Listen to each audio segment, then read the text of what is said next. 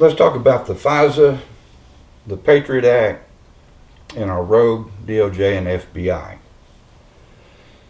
Jimmy Carter, way back in '78, signed the FISA Act, created that Foreign Intelligence Surveillance Act. So even Jimmy Carter recognized that, we've got to up our game when it comes to international terrorist organizations, and that's fine. Now, following 9/11, in October of 2001, just over 6 weeks after 9/11, George W. signed the Patriot Act. 6 weeks after 9/11, signed the Patriot Act. We're going to take it to the jihadis, right? We're going to empower the DOJ and the FBI with these incredible capabilities to sock it to our enemies, the Islamic jihadists. Groovy, man.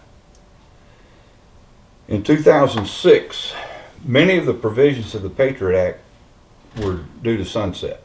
Since they rushed it through, they put a sunset clause in. Well, in 2006, many of those provisions, those capabilities that we gave to the DOJ and FBI, instead of being sunsetted, they were made permanent in 2006. And George W. signed that one too. And there have been, some reviews since then. But the real kicker is in 2015, Obama signed the Freedom, you got to get it right, the U.S. Freedom Act. You got to love the left in their titles. When it's the U.S. Freedom Act is the title, you don't even have to read it, man. Just vote on it and let's get it to Obama's desk.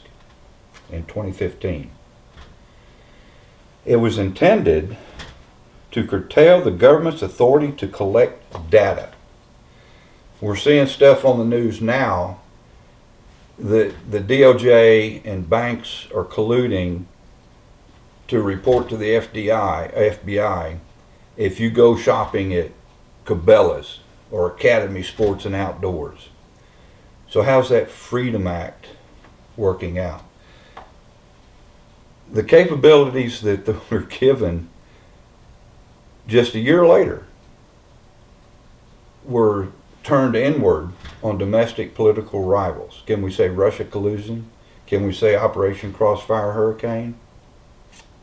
And look what's going on today. Folks, you've got to elect America First people to Congress. When we put Trump back in the White House next year, or November, he can't do it alone. He's got to have a Congress that's also America First. And this weaponization of the DOJ and the FBI to go after parents speaking up in school board meetings or peacefully protesting for pro-life causes, Obama's U.S. Freedom Act, that's got to be scrapped or seriously overhauled.